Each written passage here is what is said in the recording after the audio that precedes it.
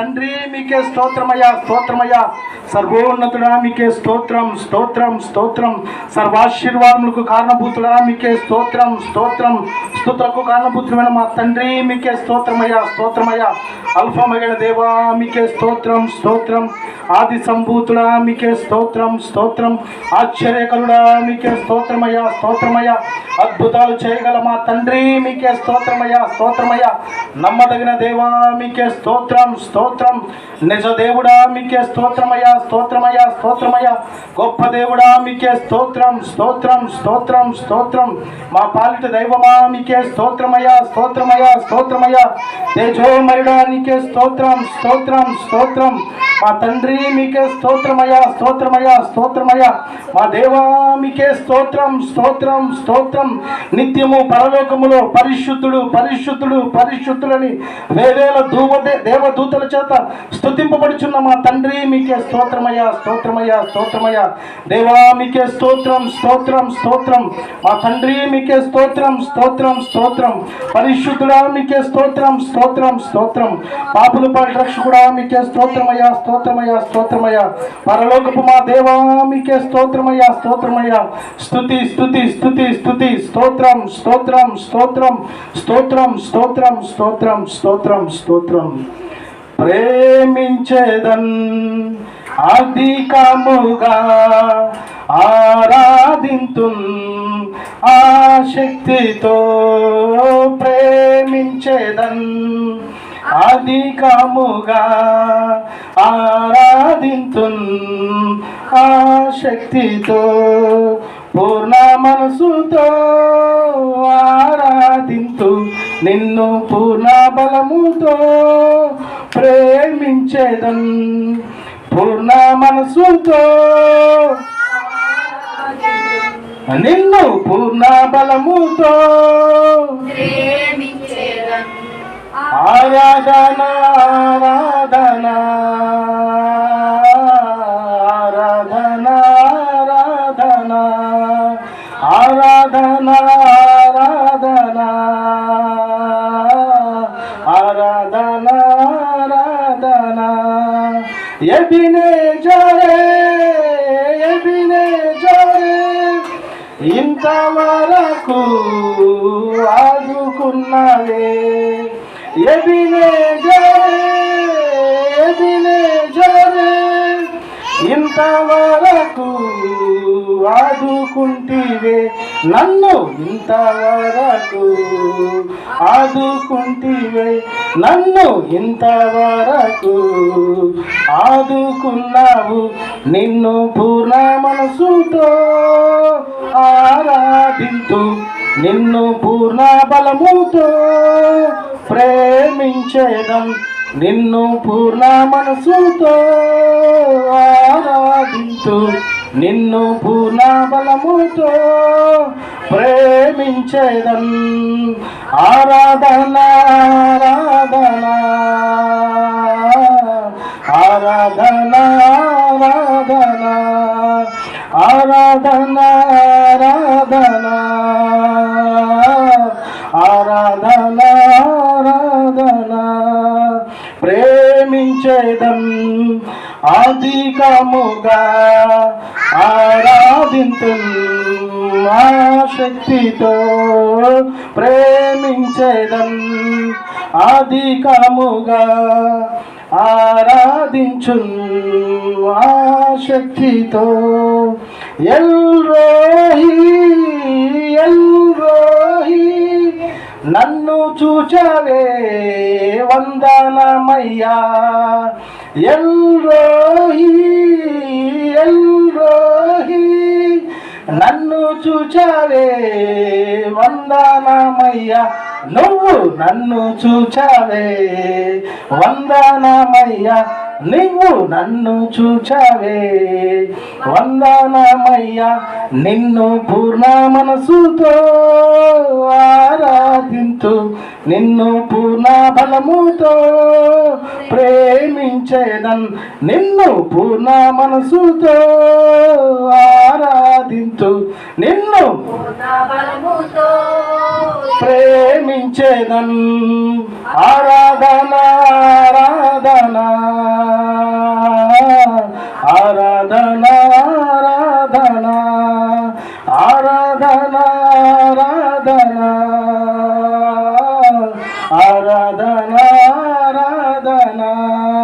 యెహోవా రఫా, యెహోవా రఫా, స్వస్థపరచావే వందనమయ్యా. యెహోవా రఫా, యెహోవా రఫా, స్వస్థపరచావే వందనమయ్యా.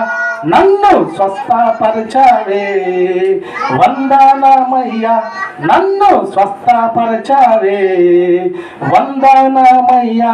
నిన్ను పూర్ణ మనసుతో ఆరాధింతు, నిన్ను పూర్ణ బలముతో ప్రేమించేదన్, నిన్ను పూర్ణ మనసుతో ఆరాధింతు, నిన్ను పూర్ణ బలముతో ప్రేమించేదన్. ఆరాధన ఆరాధన ఆరాధన ఆరాధన ఆరాధన ఆరాధన ఆరాధన ఆరాధన స్తుతి ఆరాధన ఆరాధన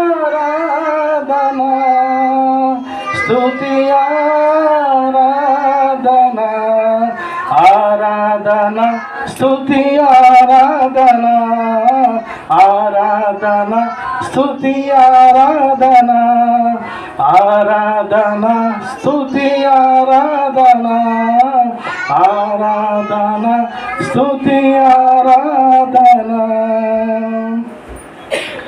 సర్వాశీర్వాదములకు కారణభూతుడా మా దేవ మా తండ్రి, మీ ఘనమైన ఉన్నతమైన దివ్యమైన నామాన్ని బట్టి, మీరు మా పట్ల కలిగి ఉన్నటువంటి ఉన్నతమైనటువంటి కృపని, ప్రేమని, కాపుదలను బట్టి మీకే స్తుతులు స్తోత్రాలు వందనాలు తెలియపరుస్తున్నాము తండ్రి. దేవా, ఈ మాసం 2వ ఆదివారం 14వ తారీఖున తండ్రి ఇంతవరకు పాటల ద్వారా నేను మహిమపరిచి ఉన్నా ఈ యొక్క శ్రేష్టమైనటువంటి స్తుతి బలియాగం మేమందరము సమర్పించి ఉన్నాము తండ్రి. ఎవరైతే నోరు తెరిచి హృదయపూర్వకంగా స్తుతించి గణపరిచారో వారి జీవితాల్లో ఒక నూతన కార్యము మీరు జరిగించమని ప్రార్థిస్తున్నాము తండ్రి. స్తుతి నీ పరిస్థితి మారుస్తుందని తెలియపరిచారు తండ్రి. కనుక నాయన ప్రభువా, ప్రతి నిత్యము తండ్రి నీ నామ మహిమాత కొరకు నిన్నే ఆశీర్వదిస్తూ, నిన్నే కొనియాడుతూ, నీ చిత్త ప్రకారం జీవిస్తున్నాము తండ్రి. మీరు తెలియపరిచారు లేఖనాలను బట్టి, ఎక్కడ 2-3 నా నామమున కూడి ఉందరో అక్కడ నేను ఉంటానని తెలియపరిచారు తండ్రి. మీరు మా మధ్య ఉంటున్నందుకు స్తోత్రాలు. మీరు మా మధ్య నివసించి మా ప్రార్థన ఆలకిస్తున్నందుకు వందనాలు. మేము పాడుతున్నటువంటి పాటల ద్వారా మీకు మహిమ వస్తున్నందుకు, నేతనట్టి కృప దయచేసినందుకు మీకే వందనాలు తెలియపరుస్తున్నాం తండ్రి. దేవా, ఈ ప్రాంతంలో తండ్రి నీ బిడ్డలందరూ కూడా దూర ప్రాంతం నుంచి నడిపించినందుకు స్తోత్రాలు తండ్రి.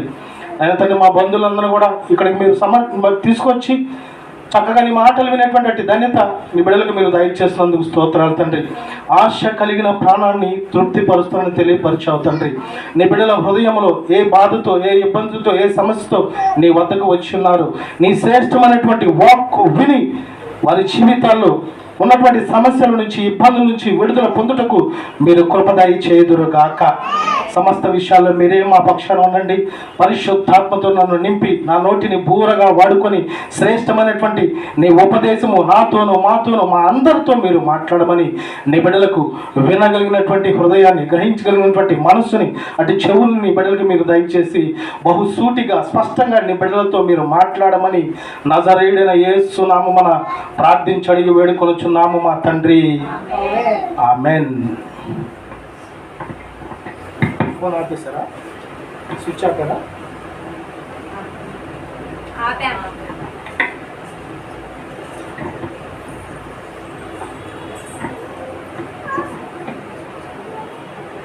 శ్రేష్టమైనటువంటి సమయంలోనికి మనం వచ్చున్నాం. కొద్ది నిమిషాలు దేవుని యొక్క వాక్యాన్ని శ్రద్ధగా ఆలకిద్దాం. మనోడికి మైక్ కూడా అవసరం, ఆ అమ్మాయికి కూడా అవసరం లేదు. చక్కగా దేవుడు అట్టి స్వరాన్ని ఇచ్చాడు పిల్లలకి.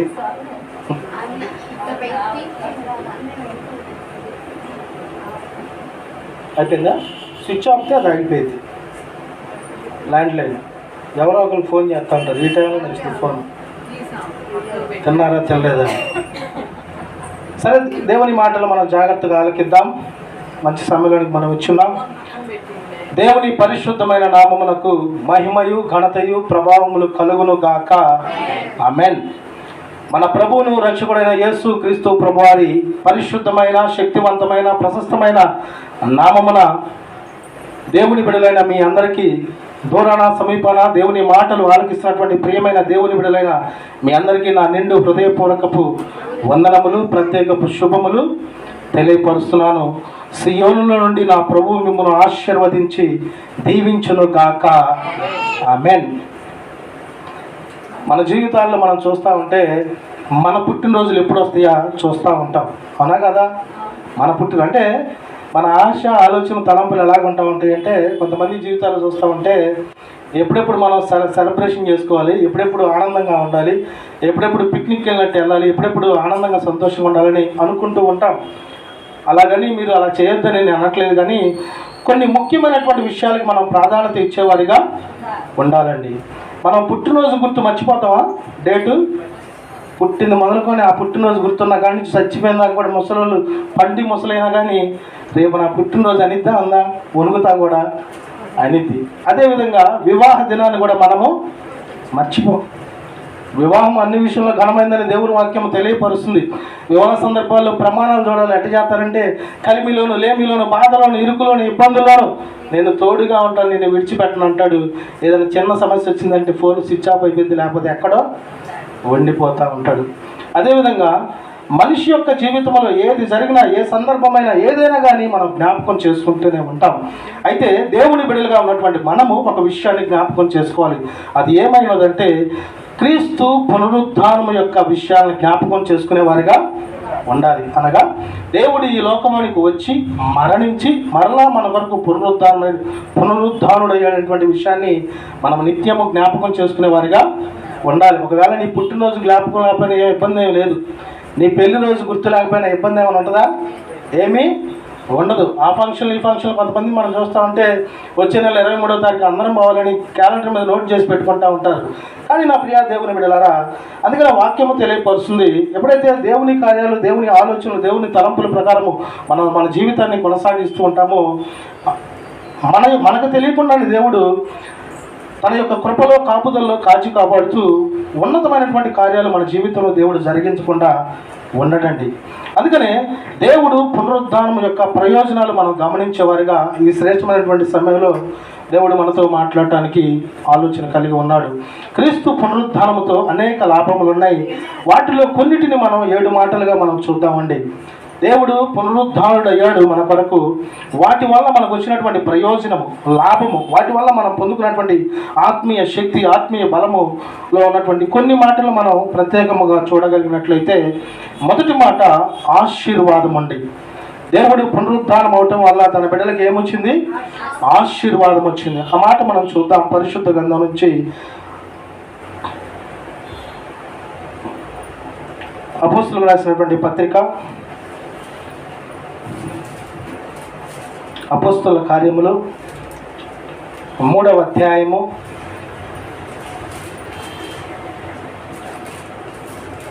26వ వచనాన్ని చదువుకుందాం. వీలైతే మైకి అన్నారు చదువుతారు. తన సేవకుని పుట్టించి మీలో ప్రతి వాణిని వాని దుష్టత్వము నుండి మళ్లించుట వలన మిమ్మల్ని ఆశీర్వదించుటకు ఆయనను మొదట మీ యొద్దకు పంపినని చెప్పాను. నిజమే, దేవుడు మనల్ని ఆశీర్వదించడానికే తన అద్వితీయ కుమారుడైనటువంటి యేసుక్రీస్తు ప్రభువాన్ని మన యొద్దకి పంపి ఉన్నారండి. దేవుడు మన జీవితంలో చేసిన ప్రతి కార్యాన్ని గుర్తుపెట్టుకుంటాం, కానీ దేవుడు మనకిచ్చినటువంటి గొప్ప రక్షణ భాగ్యాన్ని, గొప్ప కృపని, గొప్ప స్వస్థతని, గొప్ప కృతజ్ఞత జీవితాన్ని చాలామంది గుర్తుపెట్టుకోలేనటువంటి వారిగా ఉన్నారండి. కనుక నా ప్రియ దేవుని బిడ్డలారా, ఈ శ్రేష్టమైనటువంటి సమయంలో దేవుని యొక్క పునరుద్ధానమును మనం గుర్తుపెట్టుకోగలిగితే, ఇందులో ఇప్పుడు మనకు దేవుడు మాట్లాడుతున్నటువంటి ప్రతి ఆశీర్వాదము, ప్రతి దీవెన, ప్రతి కృప దేవుడు వారికి దయచేయును గాక. ఆమేన్. మొదటిగా మనకు ఆశీర్వాదం రావటానికి గల కారణం ఏందో తెలుసా? దేవుడు ఈ లోకానికి నరరూపిగా నీ వలె నా వలె ఈ లోకానికి 2024 సంవత్సరాల క్రితం ఆయన ఈ లోకానికి వచ్చి ఉన్నాడండి. చాలా మంది అనుకుంటారు యేసుక్రీస్తు ప్రభు వారు ఈ లోకానికి రాలేదని చెప్పేవారు లేకపోలేదు. కానీ వారు మాట్లాడేటప్పుడు క్రీస్తు శకం క్రీస్తు పూర్వాన్ని తెలియపరుస్తారా లేదా? తెలియపరుస్తాడు. ఈ మధ్యకాలంలో హైదరాబాద్ సీఎం గారు తెలియపరుస్తున్న ఒక సెమీ క్రిస్మస్ మీటింగ్కి వచ్చి క్రీస్తు శకం క్రీస్తు పూర్వం అని ఎలాగైతే రాయబడిందో, దేవుడు తన బిడ్డల కొరకు చేసినటువంటి ప్రతి కార్యము ఎవ్వరు కూడా చేయలేనటువంటి గొప్ప కార్యము జరిగించాడని హైదరాబాద్ సంబంధించినటువంటి సీఎం రేవంత్ రెడ్డి గారు సెమీ క్రిస్మస్లో తెలియపరుస్తున్నాడండి. నిజమే నా ప్రియా దేవుని బిడ్డలారా, దేవుడు మన కొరకు చేసినటువంటి గొప్ప కార్యము ఈ లోకములో మానవులు చేయలేరు, ఎవరు చేయలేరు. అది చేయాలంటే తండ్రి అన్న దేవునికి మాత్రమే సాధ్యమై ఉన్నదండి. దేవునికి మహిమ కలుగును గాక. ఆమేన్. అంత గొప్ప ఆశీర్వాదము దేవుని పునరుద్ధరణ ద్వారా మనం పొందుకున్నామండి. మనం చూస్తున్నట్లయితే ఆదికాండం మొదటి నుంచి కొన్ని అధ్యాయాలకు చూడగలిగినట్లయితే అక్కడ మనకి అబ్రహాము గారు కనపడుతూ ఉంటారు. అబ్రహాము గారి యొక్క జీవితము, తన పరిమాణము, తన స్థితి, తన యొక్క జీవన విధానం ఎలాగుందంటే దేవుడు యొక్క చిత్త ప్రకారం జీవిస్తూ దేవుని యొక్క అడుగుజాడల్లో నడుస్తూ ఏదైతే దేవుడు అబ్రహాముకు తెలియపరిచాడో దాని ప్రకారమే తూచా తప్పకుండా తన జీవితాన్ని పాటించాడండి. తద్వారా ఏమొచ్చిందో తెలుసా? అబ్రహాముని దేవుడు ఏం చేశాడు? నీ సంతతిని ఇసుక రేణువుల వలె నేను ఆశీర్వదిస్తానని తెలియపరిచాడు. కనుకనే ఆ సంతతి అంతా కూడా అబ్రహాము ద్వారా దేవుని ద్వారా అబ్రహాముని ఆశీర్వదింపమంటూ మనం చూస్తూనే ఉన్నాం. కనుక నా ప్రియా దేవుని బిడ్డలారా, ఈరోజు కూడా మనం అందరం కూడా ఆశీర్వదింపబడ్డాం. అవునా కాదా? అవును. అది ఎలాగో చెప్పాలంటే దేవుడిచ్చినటువంటి ఉచితమైనటువంటి గొప్ప రక్షణ భాగ్యం మనం పొందుకున్నామండి. ఇంకా ఉదాహరణకి మనం చెప్పాలంటే పరలోకానికి వెళ్ళటానికి మనం ఒక టికెట్ కలిగి ఉన్నాం. ఇప్పుడు ట్రైన్ ఎక్కాలంటే టికెట్ కావాలా లేదా? కావాలి. ట్రైన్లో ఎక్కినప్పుడు టికెట్ లేకుండా ఉన్నప్పుడు టీసీ వచ్చినప్పుడు చూడాలి బాధ. ఎంత టెన్షన్ పడతారు, ఎంత ఇబ్బంది పడతారు, ఎంత ఇదవుతారు. అదేవిధంగా పరలోకానికి వెళ్ళడానికి మనకు టికెట్, ఆ టికెట్ ఏమైనదంటే రక్షణ, బాప్తిసం అనేటువంటి టికెట్ మనం దేవుడు ఇచ్చాడండి. ఈ టికెట్ తీసుకున్నటువంటి మనము ప్రతి నిత్యము మనల్ని మనం పరిశోధించుకునేవారిగా ఉండాలి, మనల్ని మనం ప్రశ్నించుకునేవారిగా ఉండాలి. కొంతమంది మనం చూస్తూ ఉంటే లేనిపోయిన ఆర్భాటాలు, హంగులు, హడావుడి చేసి అప్పుల పాలైన వాళ్ళు కూడా ఉన్నారు. నాకు తెలిసిన దైవ సేవకుడు ఏం చేశాడంటే, ఈ దగ్గరగా ప్రాంతంలో ఊరి పేరు చెప్పకూడదు, బాగోదు, దగ్గరగా ఉన్న ప్రాంతంలో మా సంఘ పరిచర్య బాగా విస్తరించాలనేటువంటి ఆలోచన కలిగి పెద్ద పెద్ద స్పీకర్లు తీసి మీటింగ్ పెట్టించాడండి. ఏం చేశాడు? మీటింగ్ పెట్టించాడు. తర్వాత ఏమైందంటే ఆ మీటింగ్లో అవి కట్టలేక చాలా ఇబ్బంది పడినట్టు నేను చూసి ఉన్నాను, విని ఉన్నాను. కనుక నా ప్రియా దేవుని బిడ్డలారా, మనం ఎంతవరకు ఉండాలో అంతవరకే ఉండాలి. లేనిపోయినటువంటి ఆర్భాటాలు పోతే వెనకాల ఏమైందంటే అప్పుల బ్యాలెన్స్ పెరిగిపోతా ఉంటుంది. కనుక దేవుని యొక్క పునరుద్ధానము అనేకమైనటువంటి లాభాలని మనకి ఇచ్చింది. ఆ లాభములో మొదటి లాభము మనము ఆశీర్వదింపబడాలని ఆలోచన దేవుడు కలిగి ఉన్నాడండి. దేవునికి మహిమ కలుగును గాక. ఆమేన్. మనకు ఆకలి అవుతుంది, మనకి దప్పిక అవుతుంది, సమస్తం అవుతూ ఉంటాయి. దేవునికి కూడా ఆకలి అయింది తెలుసా? దేవునికి కూడా ఆకలి అయింది. ఆ ఆకలి ఏమైనదంటే కీర్తనలు 50వ కీర్తనల మాట చూద్దాం. కీర్తనలు 50వ కీర్తన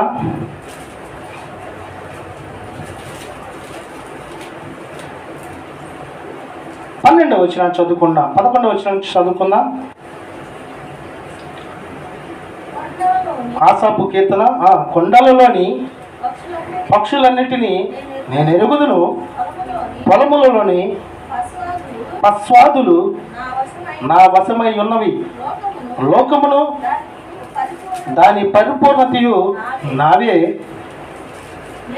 నేను ఆకలి కొనినను నీతో చెప్పనంటండి. దేవుడు తెలియపరుస్తున్నాడు, నేను ఆకలి కొనినను నీతో చెప్పను. అయితే కింద మనం చూడగలిగినట్లయితే 13వ వచనం, 14, 15 వృషభముల మాంసము నేను తిందునా, పొట్టేళ్ల రక్తము త్రాగుదునా, దేవునికి స్తుతి యాగము చేయుము, మహోన్నతునికి నీ మొక్కుబడులను చెల్లించుము. ఈ 14వ వచనం మనం చూస్తే దేవునికి మనం ఏం చేయాలంట?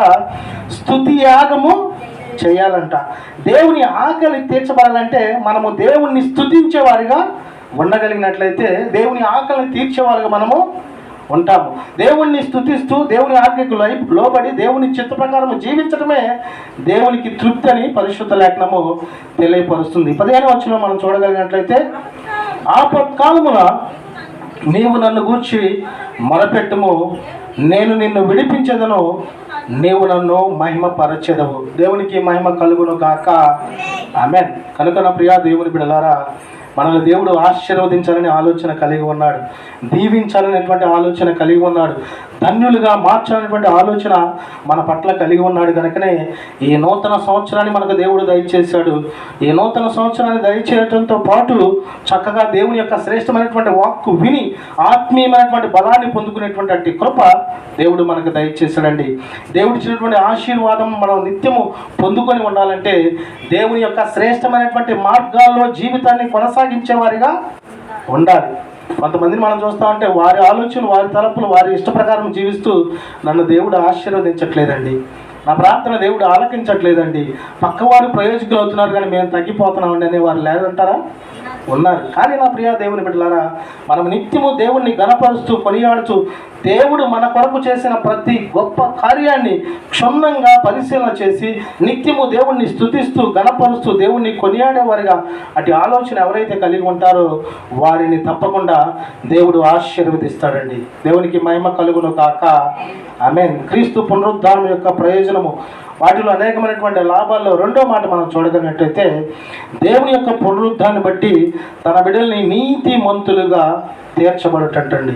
నీతిమంతులుగా తీర్చబడతారు. ఆ మాట మనం చూద్దాం. పరిశుద్ధ గ్రంథం నుంచి అపోస్తలుడైనటువంటి పౌలు రోమీయులకు రాసిన పత్రిక 4వ అధ్యాయము 25వ వచనాన్ని చదువుకుందాం. ఆయన మన అపరాధముల నిమిత్తము అప్పగింపబడి మనము నీతిమంతులముగా తీర్చబడుటకై లేపబడినండి. ఇక్కడ మనం గమనిస్తే దేవుడు అసలు అప్పగింపబడటానికి కనుక వారికి అప్పగించబడటానికి గల కారణం ఏంటంటే, నీ అపరాధములు, తన బిడ్డల అపరాధములు, సమస్త బిడ్డల యొక్క పాప సంబంధమైనటువంటి మలినమైనటువంటి వాటి నుంచి, అపరాధము నుంచి విడుదల కలుగు చేయటానికి, అదేవిధంగా అది అక్కడ సమస్త విషయాలు కూడా వారి యొక్క అపరాధముల నిమిత్తము అప్పగింపబడి ఉన్నాడండి. దేవుడు తప్పైన ఏ కార్యమాటైనా ఏదైనా లోక సంబంధమైనటువంటి కార్యం ఏమైనా చేశాడా? దేవుడు యేసుక్రీస్తు ప్రభువారు ఏమైనా చేశాడా? ఏమీ చేయాల. పరిశుద్ధుడిగా ఉన్నాడు, యథార్థవంతుడిగా ఉన్నాడు. నిత్యము తండ్రి చిత్తం ఏమై ఉన్నదో దాని ప్రకారమే తన జీవితాన్ని కొనసాగించాడండి. గెత్సెమనే తోటకెళ్ళి ఇంకా కాసేపట్లో వారు పట్టుకోబోతున్నారు, వస్తున్నారు అన్నప్పుడు శిష్యులకు తెలియపరిచాడు. ఏం తెలియపరిచాడంటే, మీరు ప్రార్థన చేస్తూ ఉండండి అన్నారు. దేవుడు వెళ్ళిపోయా గెత్సెమనే తోటలో కన్నీరు విడుస్తూ ప్రార్థన చేస్తున్నాడు. జరగబోతున్నటువంటి ప్రతి కార్యం కూడా క్షుణ్ణంగా తనకు తెలియబడి ఉన్నది. అప్పుడు ప్రార్థన చేస్తున్నప్పుడు మరలా వచ్చినప్పుడు శిష్యులు ఏం చేస్తున్నారంటే నిద్రపోతూ ఉంటున్నారండి. ఈ మాటలు ఎందుకు తెలియపరుస్తున్నాడంటే, దేవుని వాక్యాన్ని వినేంతసేపు మనకు ఎలా ఉంటుందంటే ఆత్మీయతలో ఆత్మీయ హృదయం పనిచేస్తూ ఉంటుంది. నిజమే కదా, నేను దేవుడు నా కొరకు చేసిన కార్యాన్ని గుర్తుపెట్టుకోవాలి, దేవుడు నా కొరకు ఇచ్చినటువంటి గొప్ప రక్షణని నేను కాపాడుకోవాలి, నా జీవితము బ్రతుకుడైతే క్రీస్తు, చావైతే లాభమని అనేకమైనటువంటి భక్తులు ఎలాగైతే తెలియపోసం అదే మాదిరిగా నేను ఉండాలని ఆలోచన కలిగి ఉంటాం. ఆ ప్రార్థన మాటలు విని తిరిగి మరలా ఇంటికి వెళ్ళేటప్పుడు వారి తలంపులు, వారి ఊహలు, వారి ఆలోచనలు మారిపోతాయి. కానీ నా ప్రియా దేవుని బిడ్డలారా, మన హృదయం అనేటువంటి పలక మీద దేవుడు నా కొరకు మరణించాడు, దేవుడు నా కొరకు ఈ లోకానికి వచ్చాడు, దేవుడు నన్ను నీతిమంతుడిగా మార్చడానికి తను అపరాధముల నిమిత్తము తను బంధింపబడినటువంటి అటు హృదయం అనేటువంటి పలక మీద ఎవరైతే రాసుకుంటారో వారు ఎన్నటికి మరచిపోడండి. దేవునికి మహిమ కలుగును గాక. ఆమేన్. కనుక మన అపరాధం నిమిత్తం అప్పగింపబడి మనల్ని నీతిమంతులుగా తీర్చబడటకై దేవుడు లేపబడ్డాడండి. మనల్ని దేవుడు ఎంతగా ప్రేమ కలిగి ఉన్నాడు, ఎంత గొప్ప తలంపు కలిగి ఉన్నాడు. మనల్ని నీతిమంతులుగా మార్చాలని దేవుడు నిత్యము ఆలోచన కలిగి ఉన్నాడు. మనం నీతిమంతులుగా జీవించగలిగినట్లయితే దేవుని ప్రేమ వారు పొందుకుంటారు. మనం నీతిమంతులుగా జీవిస్తూ ఉంటే మన కుటుంబ స్థితిగతులు, పరిస్థితులు మారిపోతాయి. మనం నీతిమంతులుగా జీవిస్తూ ఉంటే మనను బట్టి అనేక మంది ప్రభు మార్గంలోనికి నడిపింపబడతారండి. దేవునికి మహిమ కలుగును గాక. ఆమేన్. మనం నీతిమంతులు అని చెప్పుకొని పరిసెలు సుంకర్లో పరిసెలు ప్రార్థనలాగా, దేవా నేను అది చేస్తున్నా అసలు నీకు మొత్తం ఇచ్చా, ఇంక నేను నా ఇష్టం వచ్చినట్టు ఉండొచ్చు కంటే కుదిరిద్దా? కుదరదు. నువ్వు ఇవ్వపో, ఏం అవసరం లేదు. కానీ దేవుని యొక్క శాసనము, దేవుని యొక్క ఆజ్ఞ, దేవుని యొక్క తలంపు ప్రకారము మనం తూచా తప్పకుండా పాటించవలసింది. ఒక్క దాంట్లో దేవా నన్ను వదిలిపెట్టంటే కుదిరిద్దా? కుదరదు. ప్రతిదీ కూడా మనం క్షుణ్ణంగా జ్ఞాపకం చేసుకొని ఉండాలి. కనుక దేవుడు పునరుద్ధానం అవటం వల్ల మనం నీతిమంతులుగా తీర్చబడ్డామని, దేవుడు పునరుద్ధాన శక్తి కలిగి లెగుట వలన మనం నీతిమంతులుగా తీర్చబడ్డామని ఆలోచన కలిగి ఉండాలి. ఎప్పుడు తెలియపరుస్తూ ఉంటారో, ఇప్పుడు దేవుడు ఏం చేస్తూ ఉంటాడంటే మన పేర్ల కొరకు పరలోకంలో స్థలాలు సిద్ధపరుస్తూ ఉంటాడు. మనం అక్కడ స్థలాలు చూసుకునేవారుగా ఉండాలి. ఈ పార్టీ వాళ్ళు ఇచ్చే స్థలాలు ఉండొచ్చు, ఉండకపోవచ్చు. మనం కొనుక్కునే స్థలాలు ఉండొచ్చు, ఉండకపోవచ్చు. పరలోకంలో నాకు ఒక స్థలం ఉంటే చాలు అని ఈ లోకంలో పరలోక ఆలోచన, పరలోక తలంపులు, పరలోక సంబంధమైనటువంటి జ్ఞానంతో నీవు కనుక ఈ లోకంలో జీవిస్తే పరలోకంలో నీవు ఉండవా? తప్పకుండా ఉంటావు. ఈ లోకములు నాకు అది కావాలి దేవా, ఇది కావాలి దేవా, నేను అవి తినాలి దేవా, నేను ఇంటి వెళ్ళాలి దేవా, అటెళ్ళాలి దేవా అని తిరుగుతున్నాను అడుగుతాడే. తిరుగు అంటాడు. ఒక రోజు వచ్చినాక నీ ఎవరో నేను ఎరుగుని అంటాడు. ఎందుకంటే మనం లోక సంబంధమైన స్థితిలో ఉంటే ఆటోమేటిక్గా లోకం ఏం చేస్తూ ఉంటుంది? అట్రాక్షన్ చేస్తూ ఉంటుంది. కనుక నా ప్రియా దేవుని బిడ్డలారా, మనం ఎలాంటి వారమై ఉండాలంటే అపోస్తులైనటువంటి పౌలు తెలియపరిచినటువంటి మాటల ప్రకారం మన జీవితాన్ని కట్టుకునేవారిగా, సరి చేసుకునేవారిగా ఉండాలి. అపోస్తులైనటువంటి పౌలు తెలియపరిచారు, ఈ శరీరము నాది కానీ ఆత్మ నాది కాదు, నాలో దేవుడు ఉన్నాడని తెలియపరిచాడండి. ఎవరున్నారు మనలో? దేవుడు ఉన్నాడు. ఇంకా శ్రేష్టమైనటువంటి మాటలు ఏంటంటే, మాట్లాడుతున్నది నేనే కానీ నాతో మాట్లాడిస్తుంది నా దేవుడు అంటున్నాడు. మాట్లాడుతుంది ఆయనే కానీ మాట్లాడిస్తుంది ఎవరు? దేవుడే. నేను నడుస్తున్నాను కానీ నా దేవుడే నన్ను నడిపిస్తున్నాను అంటున్నాడు.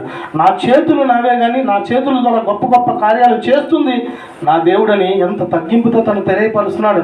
ఆత్మీయ కోణంలో చూడగలిగినట్లయితే అదంతా నిజమే. అవునా కాదా?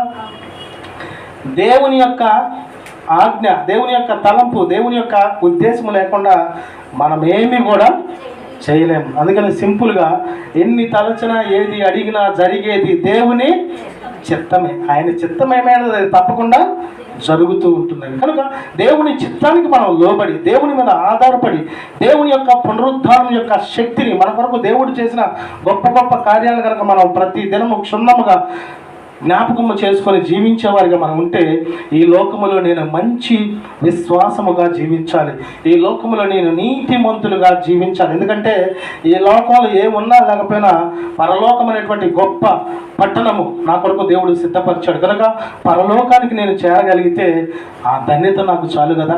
ఈ లోకంలో మనం చూస్తూ ఉంటాం, మన జీవితంలో దేవుడు చిన్న చిన్న అద్భుతాలు చేస్తేనే కొంతమంది ఎంతగా ఆనందపడతారు, ఎంతగా సంతోషిస్తారు. అదే మాదిరిగా మనం దేవుణ్ణి కనులారా పరలోకంలో చూస్తామా లేదా? అక్కడ ఆకలి దప్పికలు ఉంటాయా?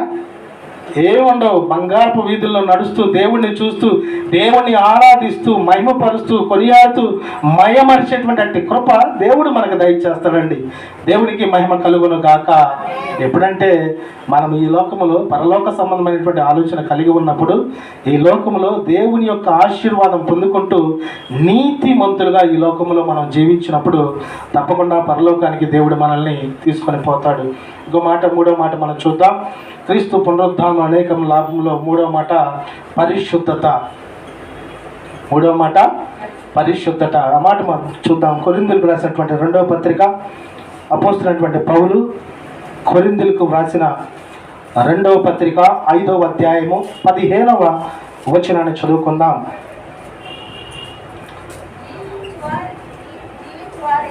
జీవించు వారికి మీదట తమ కొరకు కాక తమ నిమిత్తము మృతి పొంది తిరిగి లేచిన వారి కొరకే జీవించుటకు ఆయన అందరి కొరకు మృతి పొందినని నిశ్చయించుకొనుచున్నాము. మనం కూడా ఒక తీర్మానం, ఒక నిశ్చయించుకునేటువంటి ఆలోచన కలిగి ఉండాలి. అది ఏమై ఉండాలంటే, జీవించు వారికి మీదట తమ కొరకు కాక, అనగా మనం జీవిస్తున్నాం, ఈ జీవితంలో మన కొరకు ఉండేవారిగా మనం ఉండకూడదు. మీరు చింతపడకండి, మీ చింత యావత్తును ఆయన మీద వేయండి. మీకు ఏది కావాలో దేవుడికి తెలియదా? సమస్తం తెలుసు. మనం అడగక ముందే మనం దేవుడు మన జీవితాలు చేస్తానటువంటి కార్యము ఊహించకముందే గొప్ప గొప్ప కార్యాలు మన జీవితంలో చేయగల సమర్థుడు నీవు నేను మనమందరం ఆస్తున్నటువంటి నా సరైనటువంటి యేసుక్రీస్తు ప్రభువారై ఉన్నారు. కనుక నా ప్రియ దేవుని బిడ్డలారా, మనం ఎలాంటి వారిగా ఉండాలంటే జీవించే వారికి మీదట తమ కొరకు కాక తమ నిమిత్తము మృతి పొంది తిరిగి లేచే వారి కొరకే జీవించుటకు ఆయన అందరి కొరకు మృతి పొందినని నిశ్చయించుకొనుచున్నాము. నిజమే, దేవుడు తన మానవాళి అయినటువంటి తన బిడ్డలందరి కొరకు కూడా మృతి పొంది ఉన్నాడండి. కనుక మనం ఏం చేయాలంటే ఈ లోకంలో దేవుడు ఏ రీతికైతే పరిశుద్ధత కలిగి జీవించాడో మనం ఆ పరిశుద్ధత విడనాడకుండా దేవుని యొక్క మార్గాల్లో, దేవుని యొక్క నడవడికలో, దేవుని యొక్క కృపలో, దేవుని యొక్క ఆజ్ఞలో, దేవుని యొక్క ప్రేమలో పరిశుద్ధత కలిగి జీవించేవారిగా ఉండాలండి. ఎప్పుడైతే నేను పరిశుద్ధత కలిగి జీవించాలనేటువంటి తీర్మానం కలిగి ఉంటావో పరిశుద్ధాత్మ శక్తి నిన్ను ప్రేరేపిస్తూ ఉంటుంది. గడిచిన రాత్రి నేను వాక్యము ఆదికాండం నుంచి మొదలు పెడదాం, మళ్ళీ ఒకసారి స్టోరీ డివైజ్గా చూద్దామని మాట్లాడుతూ ఉన్నప్పుడు ఆ మధ్యలో వెళ్తున్నప్పుడు ఆడియో బైబిల్ అనేది కూడా యాప్ డౌన్లోడ్ చేసి అవి వింటూ వెళుతూ ఉన్నాను. కొన్ని సందర్భాల్లో డిస్టర్బ్ వచ్చినప్పటికీ ఆదికాండం మొదటి అధ్యాయం నుంచి 50 అధ్యాయం వరకు ఎన్ని గంటల్లో నేను వినగలను అన్నటువంటి ఆలోచన దేవుడు నాకు తెలియపరిచాడు. సరే, ఆదికాండం వింటా ఉన్నా కానీ సౌండ్ డిస్టర్బెన్స్ అది వస్తూ ఉంది. కానీ పరిశుద్ధాత్ముడు ఏం చేస్తాడంటే నువ్వు ఇంటికి వెళ్ళి బైబిల్ లేఖనాన్ని ధ్యానించని పరిశుద్ధాత్ముడు ప్రేరేపిస్తూ ఉన్నాడండి. ఇక్కడ నేను తెలియపరిచినటువంటి మాట ఏంటంటే మనకు సమయం దొరికినప్పుడల్లా దేవుని కార్యాలు మన జీవితంలో జరిగించేవారిగా ఉండాలి. ఈ పరిశుద్ధ లేఖనాన్ని చదువుతున్నప్పుడు దేవుడు మనతో మాట్లాడతాడు, అంతేనా కదా? ఈ పరిశుద్ధ గ్రంథం ఉన్నటువంటి ఆదికాండం నుంచి ప్రకటన దాకా కూడా దేవుని ప్రేమ వ్యక్తపరుస్తుంది. ఈ పరిశుద్ధ గ్రంథాన్ని చదువుతున్నప్పుడు దేవుడు నీతో మాట్లాడతాడు. ఈ పరిశుద్ధ గ్రంథంలో ఉన్నటువంటి లోపాలు, తప్పులు వెతకాలని చూసిన వారి జీవితంలో వారి తప్పును దేవుడు బయటపరిచి వారు పరిశుద్ధంగా జీవించేటువంటి కృప దేవుడు వారికి దయచేశాడు. అయితే ఈ పరిశుద్ధ గ్రంథం చదివేటప్పుడు దేవుడు మనతో మాట్లాడతాడు. మనం ప్రార్థన చేసేటప్పుడు దేవుడు మన ప్రార్థన ఆలకిస్తాడండి. మళ్ళీ ఒకసారి చెబుతాను, జాగ్రత్తగా వినండి. ఈ పరిశుద్ధ గ్రంథం ఉన్నటువంటి దేవుని మాటలు చదివేటప్పుడు దేవుడు మనతో మాట్లాడతాడు. మనం ప్రార్థన చేసేటప్పుడు దేవుడు మన ప్రార్థన ఆలకిస్తాడు. కనుక ఈ రెండు బ్యాలెన్స్లు మనం తప్పిపోయి ఉండేవారిగా ఉండకూడదు. ఒక పావురం ఉంది, పావురం చక్కగా కింద నుంచి పైకి ఎగరాలంటే ఏం చేయాలి? రెండు రెక్కలు సమభాగాల్లో కింద కొడితే ఆ ఎయిర్ ఏం చేస్తుందంటే పైకి లేపిద్ది దాన్ని. అదేవిధంగా మనం కూడా వాక్యాన్ని ధ్యానించాలి, ప్రార్థన జీవితాన్ని కలిగి ఉండాలి. నేను వాక్యం చదివితే నేను ప్రార్థన చేయాలని కుదిరిద్దా? కుదరదు. మనం ప్రార్థన చేయాలి, వాక్యాన్ని ధ్యానించేవారిగా ఉన్నప్పుడు దేవుని యొక్క మర్మాలు, దేవుని యొక్క కృప, దేవుని యొక్క ఆత్మ సంబంధమైనటువంటి కార్యాలు, ఎన్నో కార్యాలు దేవుడు మనకు తెలియనటువంటి వాటిని దేవుడు మనకి బయలుపరుస్తాడండి. కనుక నా ప్రియ దేవుని బిడ్డలారా, పరిశుద్ధత కలిగి జీవించేవారిగా మనము ఉండాలి. నేను పరిశుద్ధులు కనుక మీరు కూడా పరిశుద్ధత కలిగి ఉండండి అని వాక్యము గట్టిగా తెలియపరుస్తుంది. ఎందుకు తెలియపరుస్తుంది అంటే పరిశుద్ధముగా మనం జీవిస్తే పరలోకంలోకి మనం వెళ్ళగలమండి. పరిశుద్ధత కలిగి మనం జీవించగలిగితే మన పరివర్తన మారిపోయింది. పరిశుద్ధత కలిగి మన జీవితాన్ని ముందుకు కొనసాగిస్తే ఏ శోధన వచ్చినా, ఏ ఇబ్బంది వచ్చినా, ఏ ఆటంకం వచ్చినా దేవుడు మనకు కేడేముగా అనగా తోడుగా ఉండి తన పరిశుద్ధమైనటువంటి నామం ప్రకారం మనం జీవిస్తున్నాం కనుక మన పక్షాన దేవుడు తన దూతల్ని ఆజ్ఞాపించి సమస్త విషయాలు కూడా మన పక్షాన దేవుడు ఉంటాడు. అందుకని మన మీదకి 10,000 మంది దండెత్తి మన మీదకి వచ్చినా కానీ మనకేమీ కాదని కీర్తనలో మనం చూస్తూనే ఉన్నాం. కనుక పరిశుద్ధత విషయం మనం జాగ్రత్త కలిగి ఉండేవారిగా ఉండాలి. పాపం ఏం చేసిందో తెలుసా? ఒక్క మాటేగా తప్పేగా ఏముంది, ఒక మాటగా ఏమైతే అంటాం, ఒక మాట కాని మాట, ఒకరోజు కాని చేస్తాం, ఒకరోజు కాని ఇబ్బందులు, తద్వారా ఏమైందంటే పూర్తిగా లోక సంబంధమైనటువంటి విషయంలో మన మైండ్ డైవర్షన్ అపవాదిగా చేస్తూ ఉంటాడండి. కానీ పరిశుద్ధత కలిగి జీవిస్తున్నప్పుడు నేను ఎందుకు మాట్లాడాలి, నేను ఎందుకు చేయాలి కాని మాట, నేను దేవుని ఇష్ట ప్రకారముగా జీవించాలి కదా, దేవుడు నా కొరకు గొప్ప కార్యము జరిగించాడు కనుక నేను దేవుని బిడ్డగా నా జీవితాన్ని సరి చేసుకోవాలి అనేటువంటి ఆలోచన కలిగి ఉన్నప్పుడు ఈ ఆటంకాలు, ఈ ఇబ్బందులు, సమస్య కూడా దేవుడికి మనం చెప్పుకున్నాం అనుకోండి, వాటి నుంచి దేవుడు విడుదల ఇస్తాడే కూడా ఇస్తాడు. కనుక మనం హోలీనెస్, పరిశుద్ధత కలిగి ఉండేవారిగా ఉండాలి. 4వ మాట మనం చూద్దాం. దేవుని యొక్క పునరుద్ధాన శక్తిని బట్టి మనకు దేవుడు దయచేసిన ప్రయోజనాలు, లాభాలు, అనేకమైనటువంటి విషయాల్లో దేవుడు చేసిన కార్యాలు చూస్తున్న 4వ మాట, ఫలప్రద జీవితాన్ని మనకి దయచేస్తాడంటండి. రోమీయులకు రాసిన పత్రిక 7వ అధ్యాయము 4వ వచనాన్ని చదువుకుందాం. Page number 137. కావున నా సహోదరులారా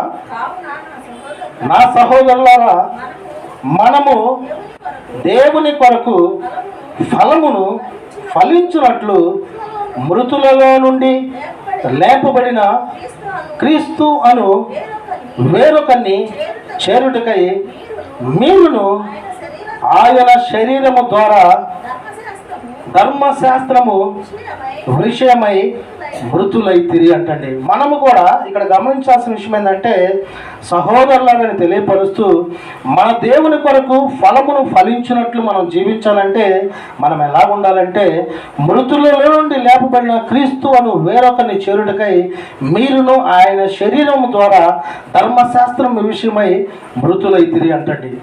మనము దేవుని యొక్క ఆలోచన, దేవుని యొక్క తలంపులు, దేవుని యొక్క దేవుడు మన కొరకు మృతులైనటువంటి విషయాన్ని జ్ఞాపకం చేసుకుంటూ మన యొక్క శరీరంతో మనం ఏం చేయాలంటే, దేవుడు ఈ లోకంలో ఏదైతే జరిగించమని తెలియపరిచాడో, ఏదైతే మాదిరిగా జీవించమని తెలియపరిచాడో, ఏదైతే నన్ను పోలి మీరు నడువుడని తెలియపరిచాడో, అలాగా ఈ లోకములో మనం మరణించే వారిగా ఉండాలి. ఏ విషయాల్లో మరణించాలంటే, పాప సంబంధమైనటువంటి వాటిని విడిచిపెట్టేటువంటి మరణాన్ని మనం పొందుకునే వారిగా ఉండాలండి. కొంతమంది ఏం చేస్తారంటే, రక్షణ పొందినటువంటి దినముల్లో జీవిస్తున్నప్పటికీ రక్షణ పొందినటువంటి దినంలో ఉన్నటువంటి వాటిని మళ్ళా పైన వేసుకునే వారు లేరంటారా? చాలా మంది ఉన్నారు. వాటిని మనం మృతులై ఉండేవారిగా ఉండాలి. మన ఆశ, మన ఆలోచన, మన తలంపు సమస్తం ఏమై ఉండాలంటే, దేవుని కొరకు ఫలముని పొందేటువంటి అట్టి కృప పొందుకునేటువంటి ఆలోచన మనం కలిగి ఉండాలండి. ఎప్పుడైతే ప్రథమ ఫలము మన జీవితం ద్వారా దేవుని ద్వారా పొందుకుంటామో, దేవుడి ఆశ ప్రకారం జీవించినట్లే, దేవుని యొక్క ఇష్ట ప్రకారం మన జీవితాన్ని కొనసాగించినట్లని పరిశుద్ధ లేఖనం తెలియపరుస్తుంది. కనుక మృతుల్లో నుండి లేపబడిన క్రీస్తు అను వేరొకరిని చేరుటకై మీరును ఆయన శరీరము ద్వారా ధర్మశాస్త్రం విషయమై మృతులైతారండి. ధర్మశాస్త్ర ప్రకారం ఎవరైతే జీవిస్తారో వారు దేవుని యొక్క శరీరాన్ని కలిగి ఉన్నట్టేనంట. శరీరము మరణించింది కానీ ఆత్మ ఏం చేసింది? జీవిస్తానే ఉంటుందండి. అందుకనే పరిశుద్ధ లేఖనం ఏం తెలియపరుస్తుందంటే, శరీరాన్ని నలగగొట్టుడి, శరీరాన్ని శోధన జయించడానికి శోధన జయించడానికి శరీరాన్ని దృఢపరుచుకోండి. నీకు వస్తున్నటువంటి ఇబ్బందులు, సమస్యలు, నిట్టూర్పుల నుంచి నీవు శరీర సంబంధమైనటువంటి ఆశల నుంచి విడుదల పొందాలంటే దేవుని యొక్క ప్రథమ ఫలము కలిగి ఉండేవారిగా, మనకు కలిగిన సమస్తాన్ని దేవుని లేఖనములు ధ్యానించడం ద్వారా, దేవుని వాక్యాన్ని వినడం ద్వారా మనకు ఉన్నటువంటి సమస్త వ్యర్థమైనటువంటి వాటిని విడిచిపెట్టేవారిగా, మనం మృతులైనటువంటి స్థితి కలిగి ఉండేవారిగా ఉండాలండి. అందుకని వాక్యం తెలియపరుస్తుంది, నీ కన్ను నిన్ను అభ్యంతర పెడుతుందా? దాన్ని పీకి పారే. నీ చెయ్యి నిన్ను అభ్యంతరపరుస్తుందా?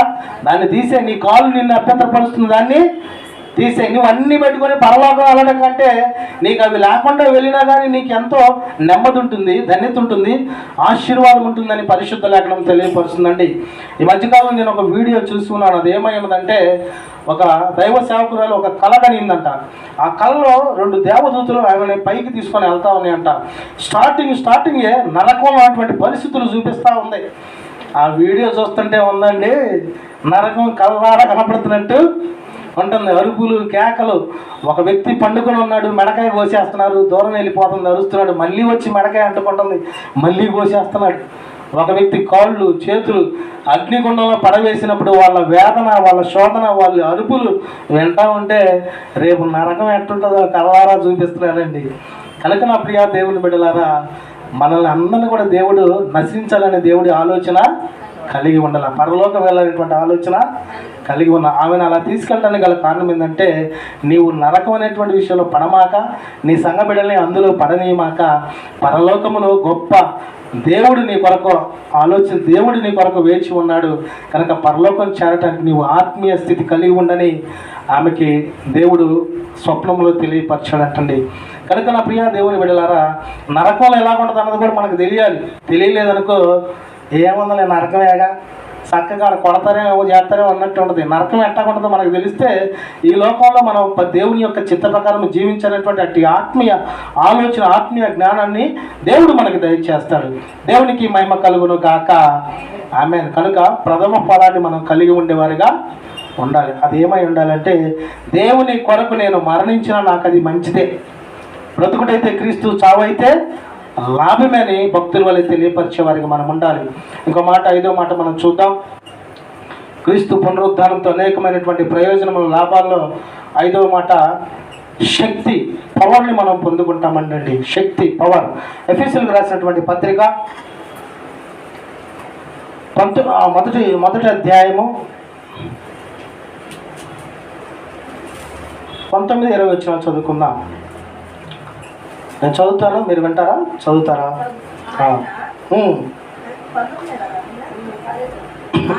ఆయన మిమ్మల్ని పిలిచిన పిలుపు వలనైనా నిరీక్షణ ఎట్టిదో, పరిశుద్ధులు ఆయన స్వాస్థ్యం యొక్క మహిమైశ్వర్యము మెట్టిదో, ఆయన క్రీస్తునందు వినియోగపరిచిన బలాతిశయమును బట్టి విశ్వసించు మన యందు ఆయన చూపుచున్న తన శక్తి యొక్క అపరిమితమైన మహత్యం ఎట్టిదో మీరు తెలుసుకోవాలని మన ప్రభు అయిన యేసు క్రీస్తు యొక్క దేవుడైన మహిమా స్వరూపియగు తండ్రి తన్ను తెలుసుకొనుట యందు మీకు జ్ఞానమును ప్రత్యక్షత ఎనుగల మనస్సు అనుగ్రహించినట్లు నేను నా ప్రార్థన యందు మిమ్మల్ని గూర్చి విజ్ఞాపన చేయుచున్నాను. ఆయన బలాతిశయము చేత క్రీస్తును మృతుల నుండి లేపి సమస్తమైన ఆధిపత్యము కంటేనే, అధికారము కంటేను, శక్తి కంటేను, ప్రభుత్వము కంటేను ఈ యుగమునందు మాత్రమే కాక రాబో యుగమందును పేరు పొందిన ప్రతి నామము కంటేను ఎంతో హెచ్చుగా పరలోకమునందు ఆయనను తన కుడి పార్శ్వమున కూర్చుండబెట్టుకొని ఉన్నాడంటండి. పరలోకములో దేవుడు తన కుడి పార్శ్వమున కూర్చుని పెట్టుకొని ఉన్నాడు.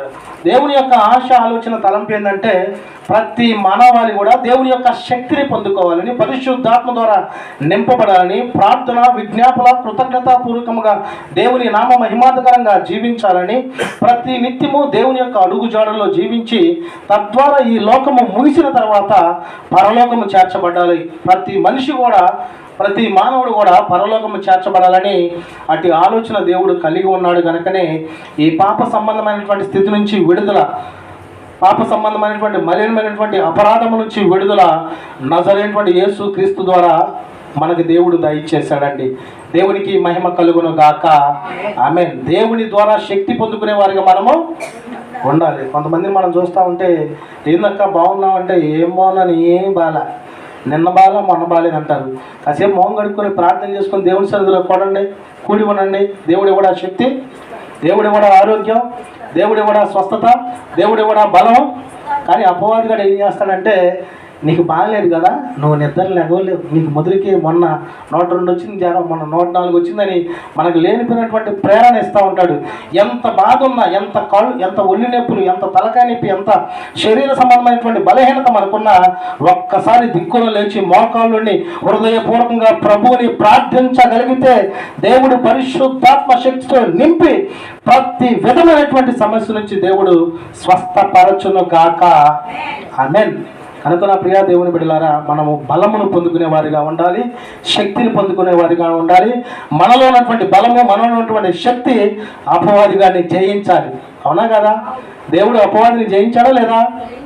దెబ్బగా తరిమి కొట్టగానే పారిపోయాడు అనమాట.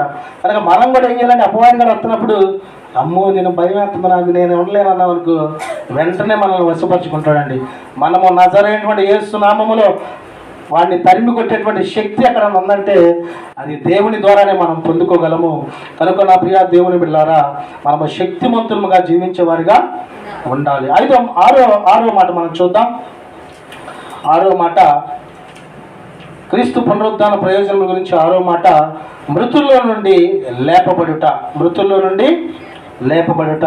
రోమీయులకు రాసినటువంటి పత్రిక 8వ అధ్యాయము 11వ వచనాన్ని చదువుకుందాం. రోమీయులకు రాసిన పత్రిక 8వ అధ్యాయం 11వ వచనంలో మనం చూడగలిగినట్లయితే, మృతులలో నుండి యేసును లేపిన వాని ఆత్మ నీలో నివసించిన ఎడల, మృతుల నుండి క్రీస్తు యేసును లేపినవాడు చావునకు లోనైన మీ శరీరములు కూడా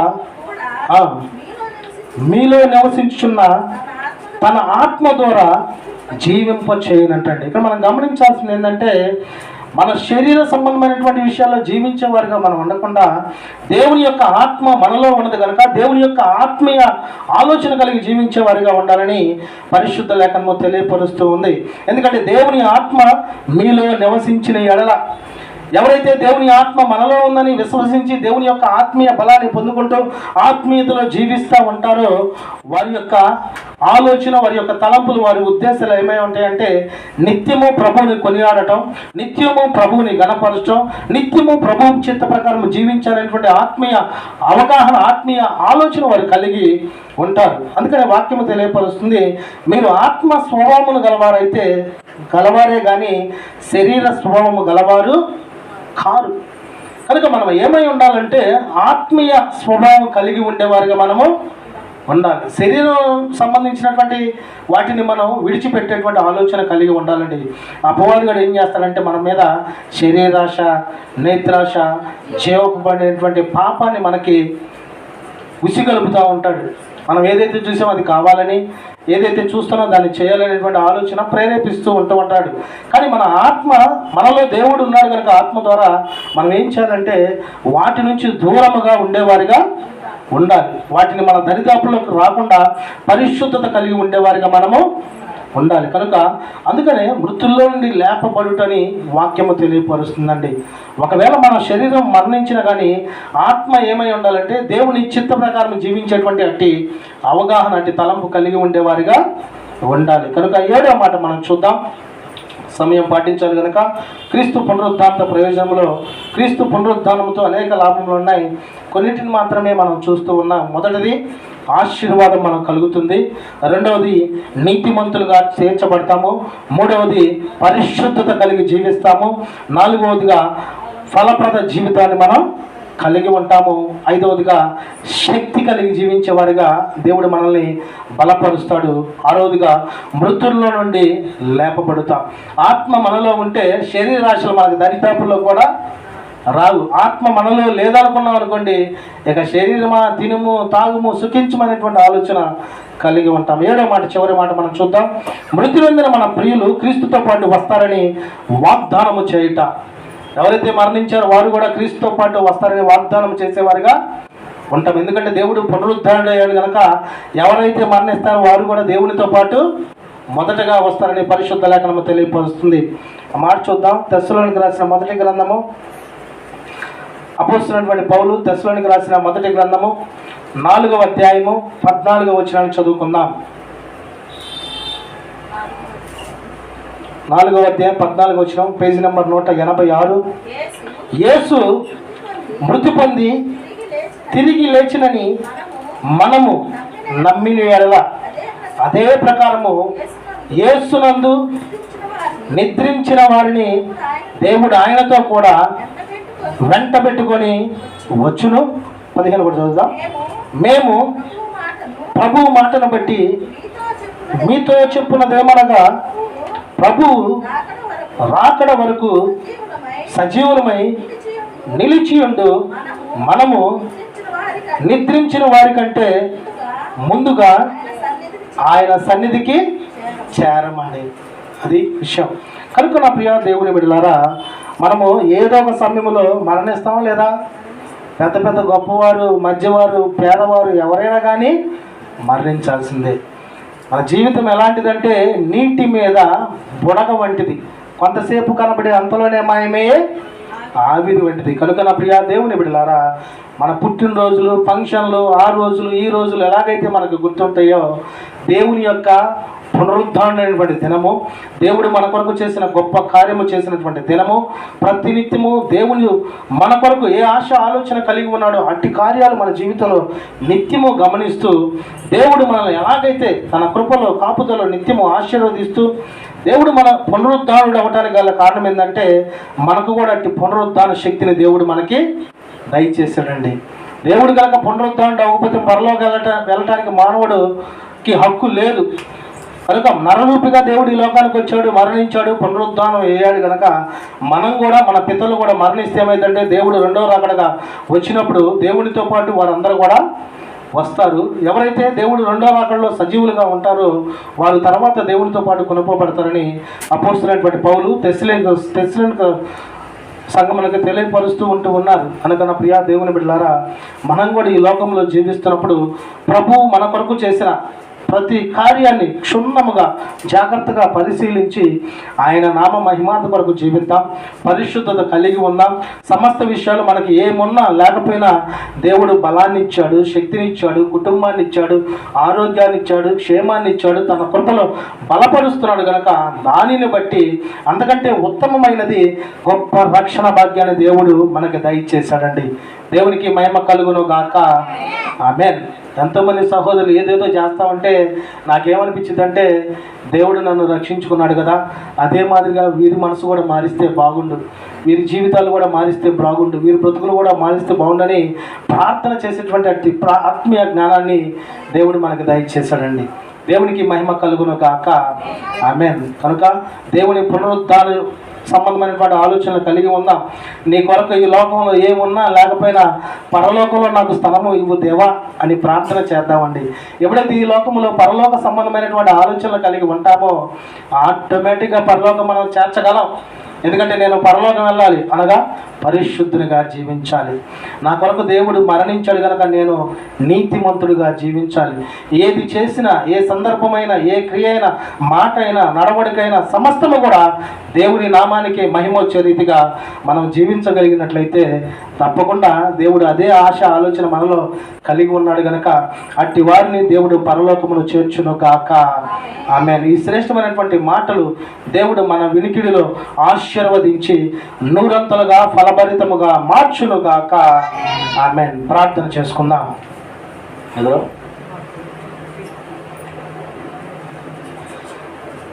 ప్రార్థన చేసుకుందాం. అందరూ తలలు వంచి మోకరించగలిగినట్టయితే ప్రార్థన చేసుకుందాం.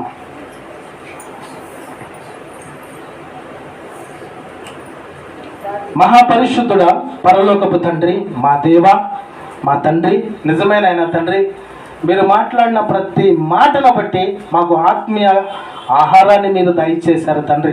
ఈనాడు మేము ఆశీర్వదింపబడుతున్నామంటే కేవలం మీ కృప, మీ కాపుదల, మీ భద్రత అయినా తండ్రి.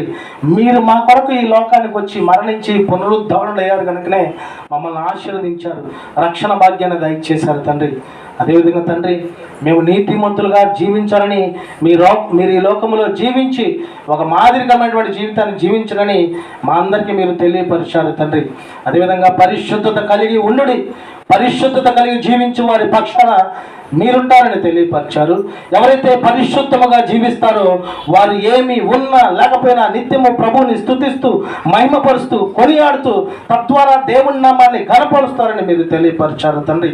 నిబిడలందరూ కూడా వారికి ఏమున్నా లేకపోయినా ప్రతి దినము, ప్రతి సమయమున నిన్ను స్తుతించి, ఘనపరిచి, మహిమపరిచి తద్వారా నీ కుమారులుగా, కుమార్తెలుగా తీర్చబడుటకు మీరు కృప దయచేయుదురు గాక. సమస్త విషయాల్లో మీరే మాకు తోడుగా ఉండి బలపరిచి స్థిరపరచమని ప్రార్థిస్తున్నాము తండ్రి. అయినా తండ్రి, ప్రతిఫలము, జీతము దయచేస్తానని తెలియపరిచారు. నిజమేనైనా ప్రభా, మాకు జీతాన్ని ఇచ్చేది మీరే తండ్రి. మేము పుట్టిన మొదలుకొని ఊహొచ్చిన కాడి నుంచి మా జీవితంలో మరణించే వరకు ప్రతిదీ కూడా మీకు లెక్క చెప్పవలసిన దినము, ఒక దినము రాబోతూ ఉంది, తటస్థించబోతూ ఉంది. కనుక ఆ దినమున మేము లోక సంబంధమైనటువంటి విషయాలు ఆలోచన కలిగి ఉండి వెనక ఆలోచన ఉండేవారిగా కాకుండా నిన్ను కనులారా చూస్తూ మహిమపరుస్తూ కొనియాడేటువంటి అట్టి స్థితి నీ బిడ్డలందరికీ మీరు దయచేయుదురు గాక.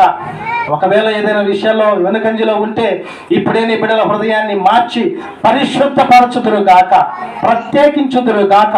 నీ నామ మహిమాది కొరకు నీ బిడ్డల యొక్క స్థితిగతులు మీరు మార్చుదురు గాక. ప్రతి నిత్యము తండ్రి పరిశుద్ధాత్మ శక్తిని పొందుకునేటువంటి కృపనే దయచేయండి ప్రభువా. దేవా, పరిశుద్ధాత్మ శక్తిని పొందుకోవడం ద్వారా ఆత్మీయతలో ఎదుగుతారు, ఆత్మీయ బలాన్ని పొందుకుంటారు. పరిశుద్ధాత్మతో నింపబడడం ద్వారా శ్రేష్టమైనటువంటి దైవ సంబంధమైనటువంటి జ్ఞానంతో కూడినటువంటి మార్గాల్లో నడుస్తారని పరిశుద్ధాత్మ ద్వారా మీరు తెలియపరిచారు. కనుక నీ మాటలు విన్నటువంటి నీ బిడ్డలందరూ పరిశుద్ధాత్మ శక్తితో నింపుదురు గాక. వారి యొక్క దినములు, వారి యొక్క పనులు, వారి యొక్క స్థితిగతులు సమస్తము కూడా మీరే తోడై ఉండి ఫలదీభరితముగా విజయపదముగా వర్ధిల్ల చేదురు గాక. మీరే తోడుగా ఉండి ప్రార్థిస్తున్నాము తండ్రి. మృతుల్లో నుండి లేపబడుట నిజమైన తండ్రి, శరీర సంబంధమైనటువంటి విషయంలో మేము చచ్చిన వారిగా ఉండటకు మీరు కృప చూపించండి తండ్రి. ఎప్పుడైతే శరీరాన్ని నలగొట్టుకొని శరీర క్రియలు, శరీర ఆశలు, శరీర తలంపులు, శరీర కోరికలను విడిచిపెడతారో ఆత్మలో మీరు బలపడతారని తెలియపరిచారు తండ్రి. అయినా ప్రభా, శరీర ఆశల ఆలోచన మాకొద్దు తండ్రి. ఆత్మలో ఎదుగుదల ఇచ్చండి, ఆత్మీయతలో బలపరచండి, ఆత్మ శక్తితోని బిడ్డలు మీరు నింపుదురు కాక.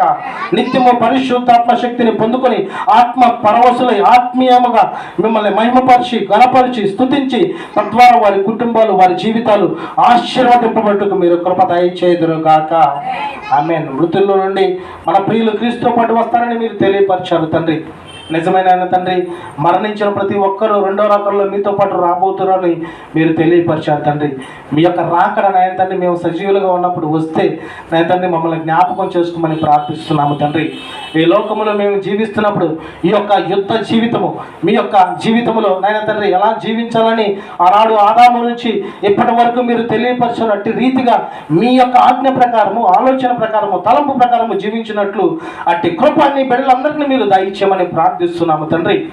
ఇంకా ఎవరైతే రక్షణ పొందలేదు, బాప్తిసం పొందలేదు, వారందరూ బాప్తిసం పొందుటకు మీరు కృప చూపించండి తండ్రి.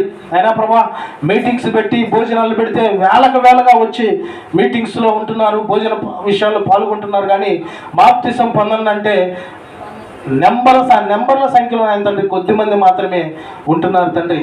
అయినా ప్రభా, ఈ ప్రపంచంలో ప్రతి బిడ్డ హృదయంతో మీరు మాట్లాడి రక్షణ పొందుటకు మీరు కృప దయచేదురు గాక.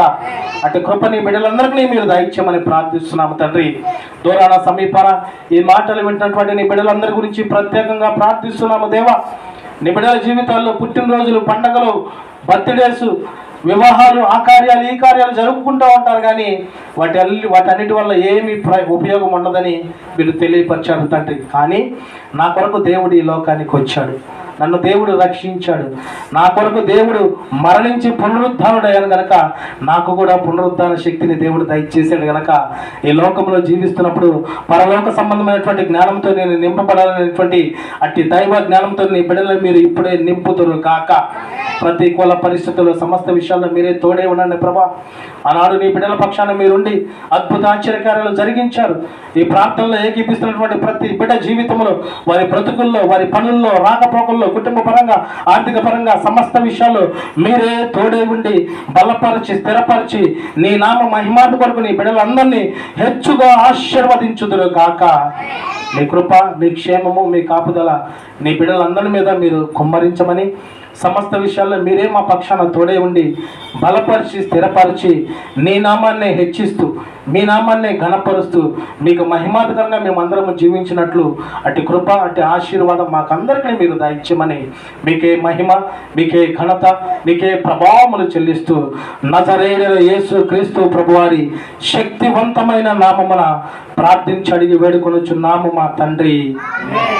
ఆమేన్. మన ప్రభు అయిన యేసు క్రీస్తు ప్రభువారి కృప, మన తండ్రి అయినటువంటి యేసు క్రీస్తు ప్రభువారి యొక్క కృప, కుమారుడు అయినటువంటి యేసు క్రీస్తు ప్రభువారి ప్రేమ, పరిశుద్ధాత్మ యొక్క శక్తి, అటు కృప ఈ ప్రార్థనలో ఏకీపిస్తున్నటువంటి బిడ్డలకును, దూరాన సమీపాన దేవుని మాటలు ఆలకిస్తున్నటువంటి చూస్తున్నటువంటి బిడ్డలకును, ఈ ప్రపంచమైనటువంటి ప్రతి మానవాళికి దేవుని యొక్క ఆశీర్వాదము, దేవుని యొక్క కృప, దేవుని యొక్క క్షేమము ప్రతి బిడ్డకి తోడై ఉండి ఆశీర్వదించి దీవించును కాక. ఆమేన్. మన ప్రభు అయిన యేసుక్రీస్తు ప్రభువారి యొక్క కృప మీ అందరికీ తోడై ఉండును గాక. ఆమేన్. యేసు రక్తమే జయం, సిలువ రక్తమే జయం. ప్రభు యేసు నామముకు సంపూర్ణ విజయము కలుగును గాక. ఆమేన్. మీ అందరికీ ప్రత్యేకమైన వందనాలు తెలియపరుస్తున్నాను.